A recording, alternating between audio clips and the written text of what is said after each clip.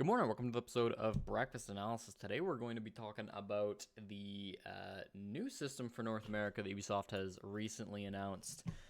We knew there were going to be changes. A couple days ago, we got a lot of those changes explained to us, and so I'm mostly going to be giving my thoughts on those and talking about that. First of all, we're rocking the Elevate shirt today. Elevate's a fun org. I like them a lot, and this is not my favorite shirt from them, but they do have some good merch. Otherwise, the big things in this is going to be talking about like the split up between the American and Canadian divisions for North America, as well as the big changes coming to Challenger League. And there's been a lot of like response to these, and I hope that Ubisoft is listening to those responses. I would imagine that they are, and I hope that this is still possible to change if there's good feedback gathered. Because I think that there's some problems. So let's go through it. There's basically 4 leagues that are going to be happening in North America. American Pro League, Canadian Pro League, American Challenger League, and Canadian Challenger League. The American Pro League is going to be on LAN in Las Vegas. It's going to have 8 teams. Space Station, TSM, Dark Zero, E United, Tempo Storm, the Sonics, Disrupt, and Oxygen, which is just Reciprocity rebranded. Not really rebranded, it's a whole new org, but exactly the same players. So we've got a couple of new teams entering there. I don't want to go way back into this drama. Everybody's heard it by now. Luminosity and Evil Geniuses getting kind of screwed over, and Disrupt and the Sonics are in.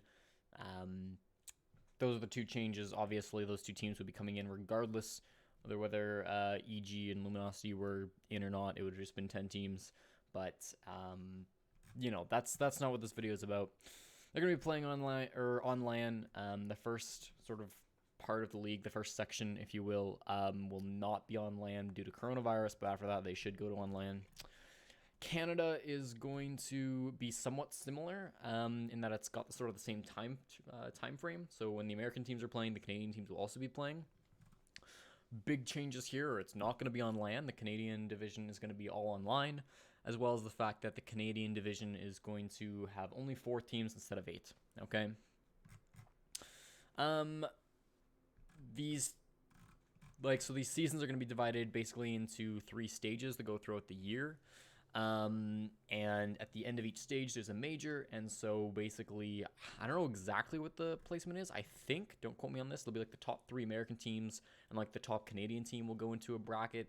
And then like some team, like top 2 or something from that will go to the major. Totally pulling that out of my ass.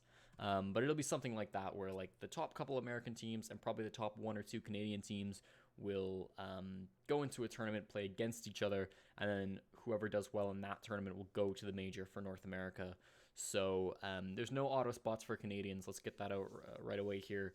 Canadian teams are going to need to beat American teams to make it to majors, okay? And depending on the spots like gives out, I would imagine that there will be for sure American teams at every single major, just because there's probably going to be like more than one North American spot at the major, and there'll probably be enough American teams that even if Canadian teams sweep everybody, probably you'll still get American teams in there. But realistically, it's going to be all American teams for at least a long time. And then at the end of the year, there's going to be like a North American finals in December, where again, like the top American teams and I guess some Canadian teams and some Challenger League teams as well all go to a LAN and they, fight for title of, best team in North America.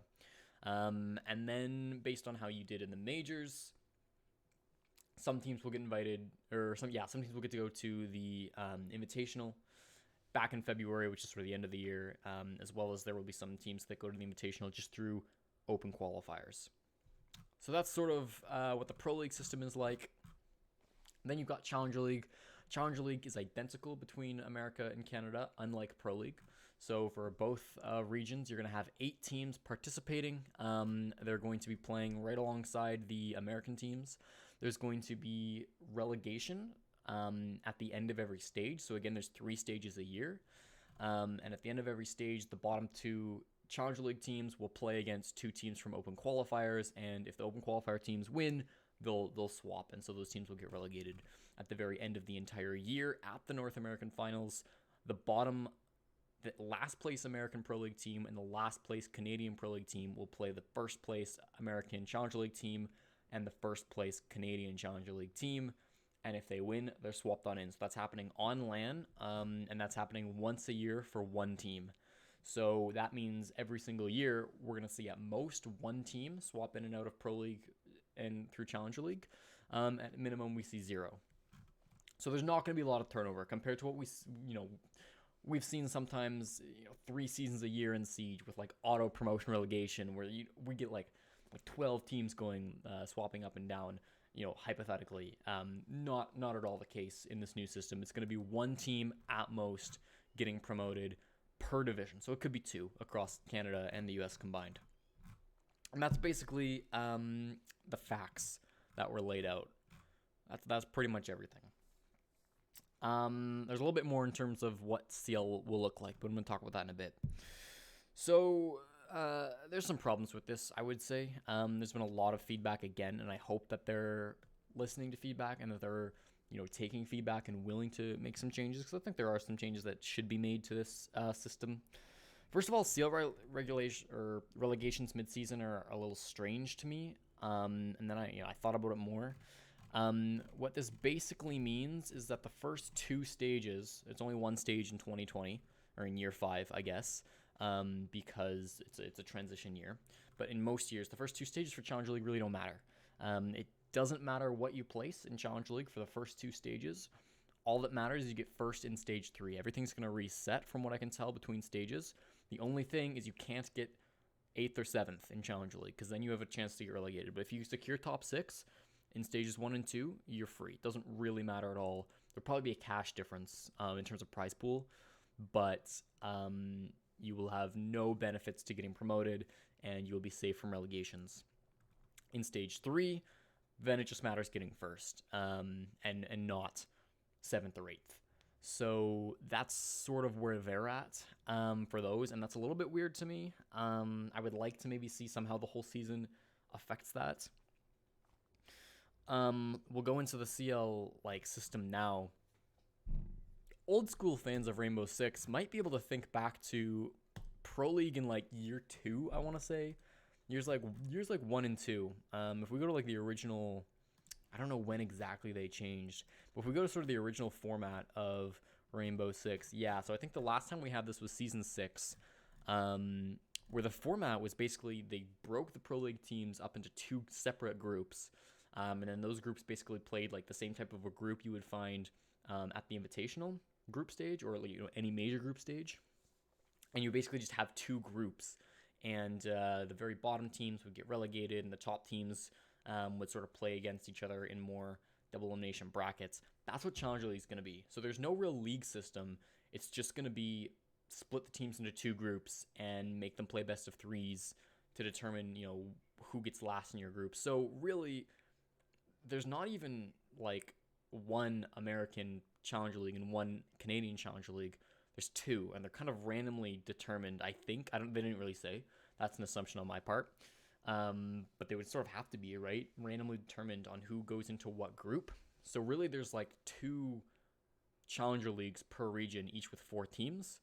And then they're going to play in basically the same sort of format that you would see in, I think it's going to be the same sort of format you would see in a major group stage, where sort of we have your opening matches, then you have your upper bracket matches, your lower bracket matches, and then the elimination match. This would sort of be that's determining who gets last in the group, who's going to have to face relegations, and who gets first. And then the top team from each group are gonna play each other, so we'll get an actual winner out of the full 8 teams. So that's how you can get those relegations mid-season, and that's why we don't have stages 1 and 2 affecting promotion into Pro League, or affecting stage 3 at all, is because you can have these totally separate tournaments, and you can have teams at the bottom swapping in and out. Again, I kind of don't like that at all. It really makes the first 2 stages of Challenger League meaningless in my mind, because Challenger League teams don't get a chance to go to majors, from what I understand. So there's not a lot to play for there. And yeah, that was the main thing that disappointed me as somebody who really likes watching Challenger League. I think that sort of system where what Pro League used to be way back in years 1 and 2, and what Challenger League seems to be looking at, is a really awful, boring system as a viewer. I much prefer like a round robin league system, which is what Pro League has had for the last 2 years. But that's not what and that's what Challenger League has been for the last 2 years as well. But that's not what Challenger League will be going forward.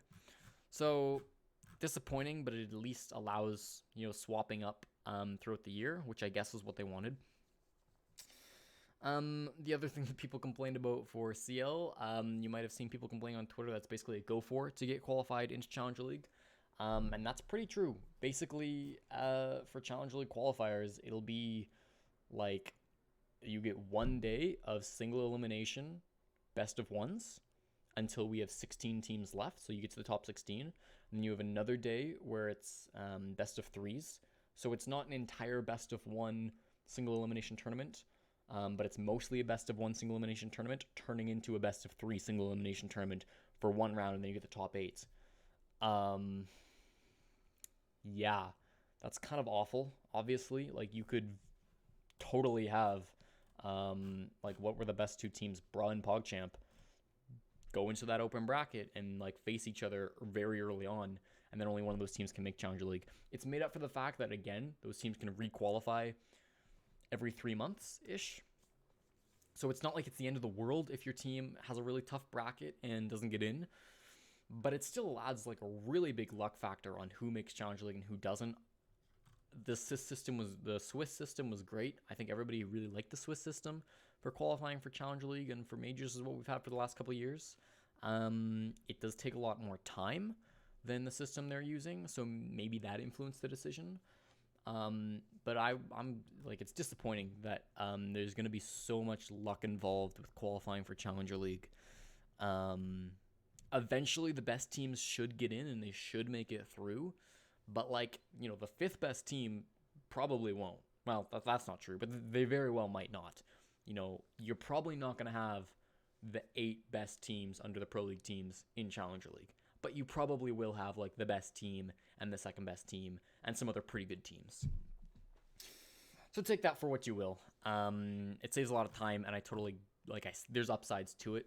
And you don't sacrifice anything major, because if anybody's going to get promoted, that team should theoretically get in, no matter what the bracket looks like. But, there's still a lot of luck involved, and there's some very strong arguments against it. And people are kind of upset about that. The next thing I want to talk about, and this is the other big thing, is the split between America and Canada. It's kind of fun because these are sort of my 2 main topics, right? I do the Canadian leagues and I do Challenger League, and that's sort of where all the controversy is with these new announcements. There's controversy in the American announcement too. That just all came out a few weeks ago. So the big problem with the Canadian and American split is that Canadian players are not allowed to play in the American League. That means not American Pro League, not American Challenger League, and not American Challenger League qualifiers, and vice versa. So Americans cannot play in any of the Canadian leagues. What this means is your mixed teams, which is a lot of teams that had both Canadian and American players, need to figure something out, and they can't play together anymore. The Pro League teams that have a mix of players, such as Space Station Gaming, have Canadian, who's obviously Canadian, Reciprocity, aka Oxygen, have Fox A, who's Canadian, and Solomid, TSM, have Pojo Man. Those players already have visas, so they basically count as Americans, and they can play in the American League, which is fine for them, but at the lower level, a Canadian player in Tier 2 or Tier 3 is just not going to have that ability to get a visa to just go to America. So really, they're not going to be able to play with the best teams, because the best teams are going to be American, particularly at the start. And a lot of people are upset about that. A perfect example is Joe Esports, who did very well in the most recent season of Challenger League. They were a fan favorite. I think they got 4th. And certainly, they got 4th, and they were contenders for 1st throughout the whole season. They had the season MVP on their team. They were a really good team, and one that I think would do quite well in American Pro League or in American Challenger League. But they have 2 Canadian players. So they're torn apart, and they've already said they're looking for, those players are off the roster, and they're looking for two more Americans, because they have to. They can't play with Gio or Rethinking anymore. Another player that's going to be affected heavily by this is Jarvis. Jarvis has obviously a lot more tenure in the pro league scene, so he can get a visa, I would imagine, and he might already have one that still exists, even though he's not technically on a team anymore because Luminosity sort of blew up. So I don't know if he's actually like as screwed over as Geo and Rethinking are. But if he doesn't have a visa, then he's again gonna have to grind on a Canadian team, assuming an org doesn't just pick him up and get him a visa. So that's a little bit difficult for those teams that are particularly getting split apart. It's also going to be a lot harder for Canadians to move up, because if you think of this, you're a Canadian player. What's your path to be like? How do you replicate Canadians' like success, like the player Canadian? How do you become a world champion if you're like a Canadian player right now looking to go pro in Siege? Well, you get a team of 4 other Canadians who are not going to be as good as 4 Americans that you could be teaming with.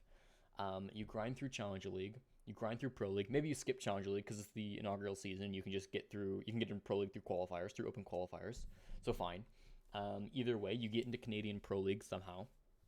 You consistently show up to the major qualifiers where you play against the American teams. You show up to the North American finals where you play against American teams on LAN. And you just scrim against American teams and you be as impressive to the Americans as you can. And then you impress them enough that they take the gamble to get you a visa without ever playing with you before, and choose you over other American options. So not only do you have to be like proving yourself in a weaker field, so it's harder to judge you because you're not playing against the same level of competition as you will be in the American League, but you're now also, you have an extra barrier. So if you have an American player and a Canadian player and they're about the same, skill level, and your team thinking who do you pick up, well, you pick up the American because you don't have to get them a visa.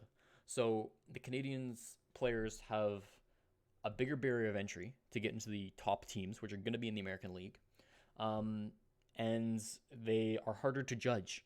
So it's even more like risky and difficult for an American team to justify picking up an American player or a Canadian player.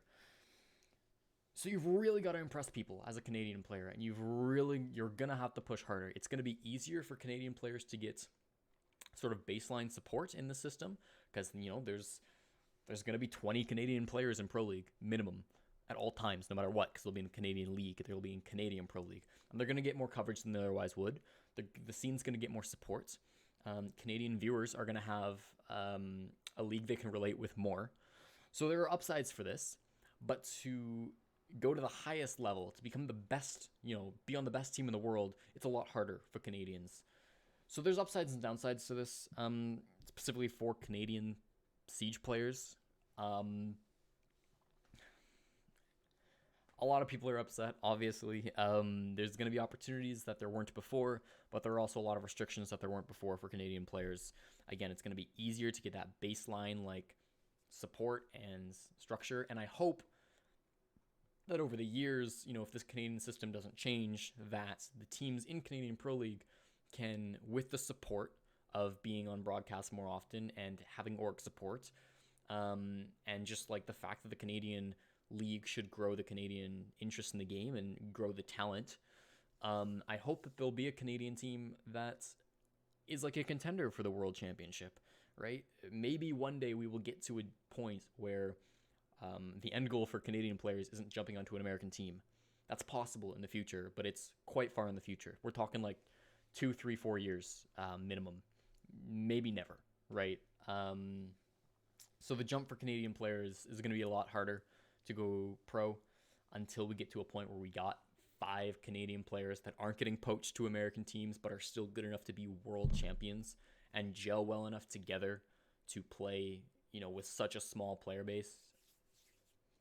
It could happen. It'll probably be a French team because there's already restrictions for those guys playing with each other, and there's just naturally more chemistry there.